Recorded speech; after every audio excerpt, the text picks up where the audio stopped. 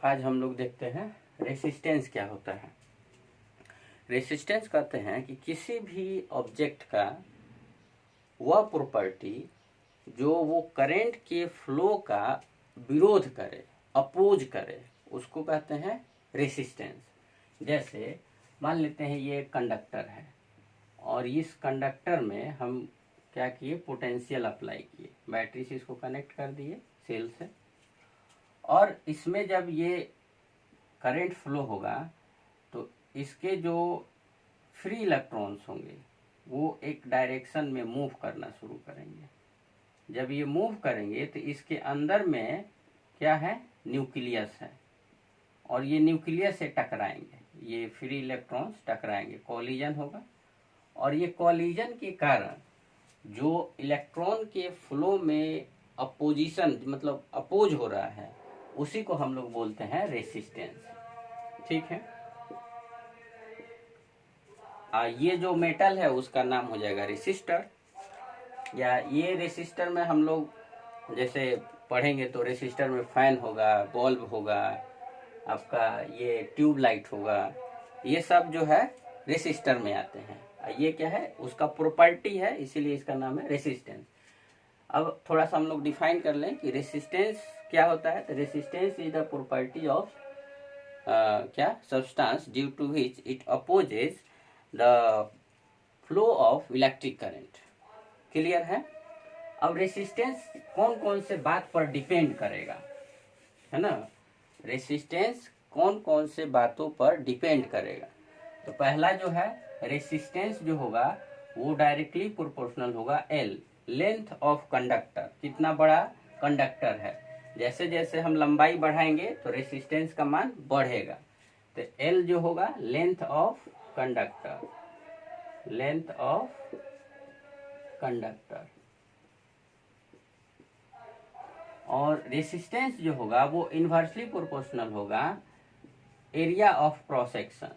ये क्या है, ये जो है एरिया ऑफ क्रॉस सेक्शन, है ना, एरिया ऑफ क्रॉस सेक्शन या क्रॉस सेक्शनल एरिया। अब इसको थोड़ा सा समझते हैं हम लोग। क्रॉस सेक्शनल एरिया क्या होता है। क्रॉस सेक्शनल एरिया मतलब कि जैसे देखिए, इसको हिंदी लेते हैं तो काट की एरिया। जैसे मान लेते हैं ये कोई कंडक्टर है, ठीक है, इसको हम यहाँ से क्या किए, कट कर दिए। जब यहाँ से कट करेंगे तो यहाँ से ये दो पार्ट होगा, इस तरह से एक पार्ट यहाँ और फिर एक पार्ट यहाँ होगा। तब इस पार्ट को सोचिए, ये वाले पार्ट को ही हम लोग बोलते हैं क्रॉस सेक्शनल एरिया। और ये क्रॉस सेक्शनल एरिया जो होता है वो हमेशा एक वेक्टर क्वांटिटी होता है।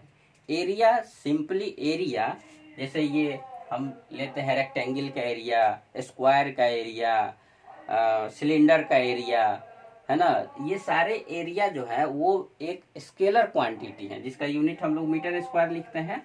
तो ये जो है एरिया वो नॉर्मली हम लोग स्केलर क्वांटिटी जानते हैं, बट क्रॉस सेक्शनल एरिया जो होता है वो वेक्टर होता है।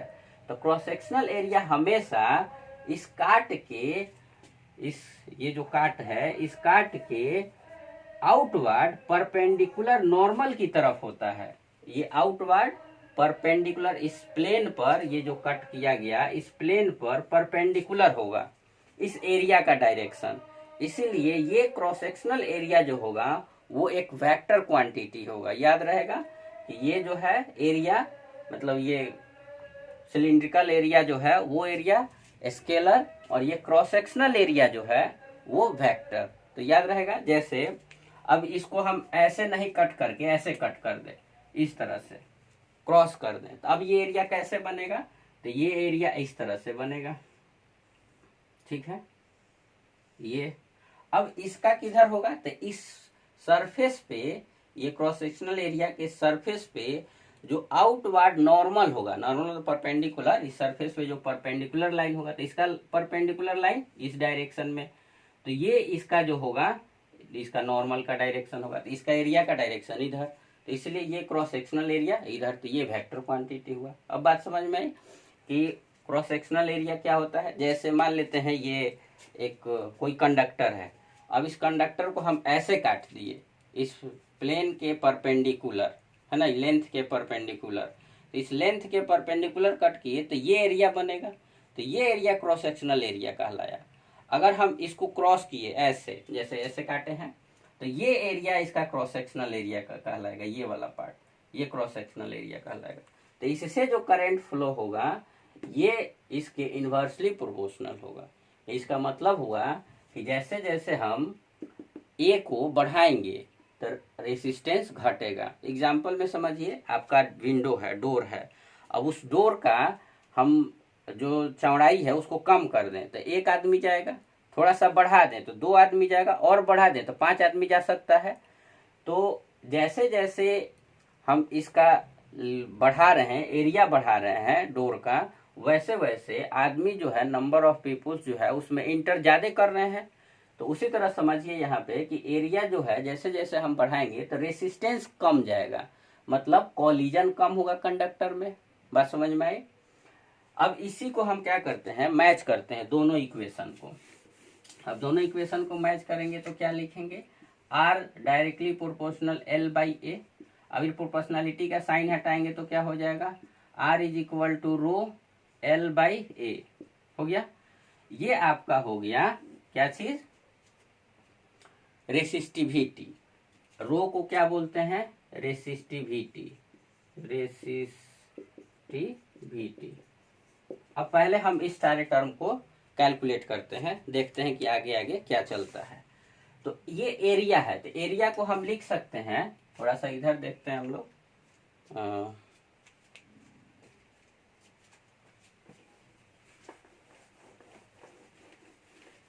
तो देखिए इसको हम लिख सकते हैं R is equal to rho L by area, मतलब अगर ये सर्कुलर एरिया है तो क्या लिखेंगे, पाई आर स्क्वायर, सर्कल का एरिया, तो ये हो जाएगा पाई आर स्क्वायर हो जाएगा।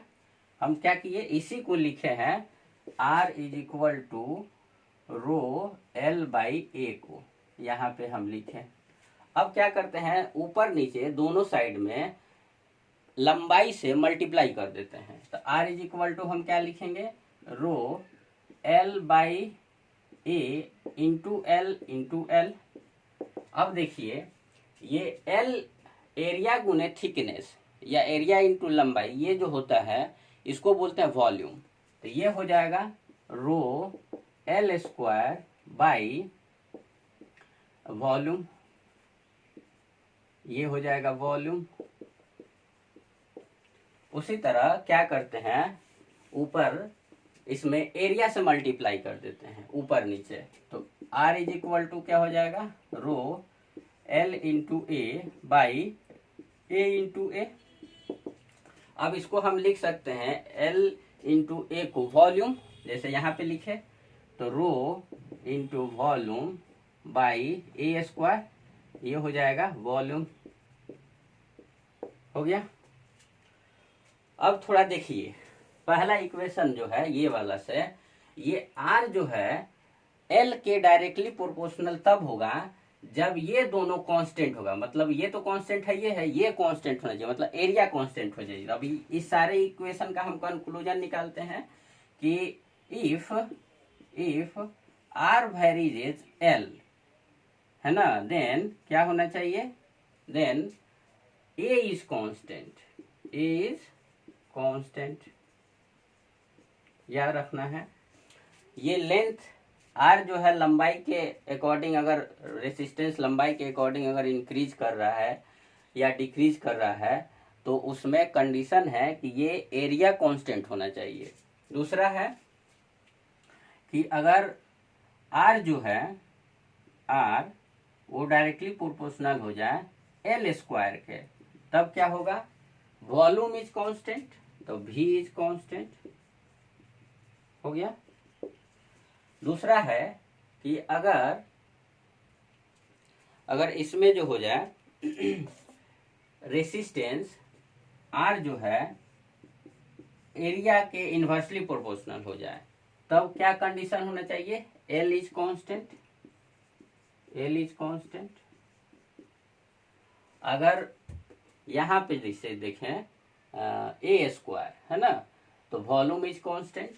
अगर R जो है आर का मान ये क्या हो जाए, ए स्क्वायर हो जाए, मतलब 1/a² के अकॉर्डिंग अगर इसका चेंजिंग हो तो क्या हो जाएगा, volume is constant, v is constant,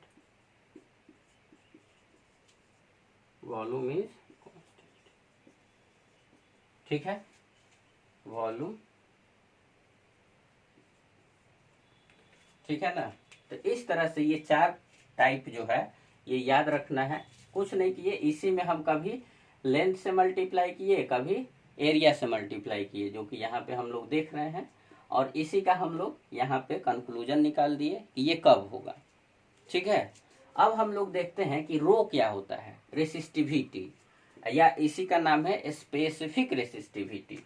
तो रो जो होता है, जैसे हम लोग एक टर्म समझते हैं कि डेंसिटी, डेंसिटी और मास, ये 2 टर्म को हम लोग समझते हैं पहले।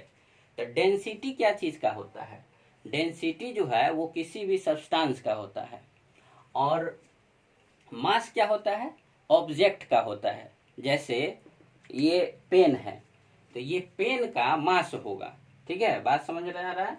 ये पेन जो है ये क्या चीज का बना है, आई डोंट नो, बट ये जो कितना भारी है नहीं है, इसका जो होगा मास होगा, ठीक है। ये किस चीज का बना हुआ है, मटेरियल, सब्सटेंस, उसका डेंसिटी होगा। उसी तरह कोई भी मेटल होगा या कोई भी सब्सटेंस होगा, तो उस मेटल का ये रो होगा, रेसिस्टिविटी। और ये कैसा है, किस तरह का है, जैसे ये स्क्रू ड्राइवर है, तो ये स्क्रू ड्राइवर जो होगा उसका रेसिस्टेंस होगा, ये रेसिस्टेंस होगा, है ना, रेसिस्टेंस। और ये क्या चीज का बना हुआ है, तो अगर आयरन का है तो इसका आयरन का रो होगा।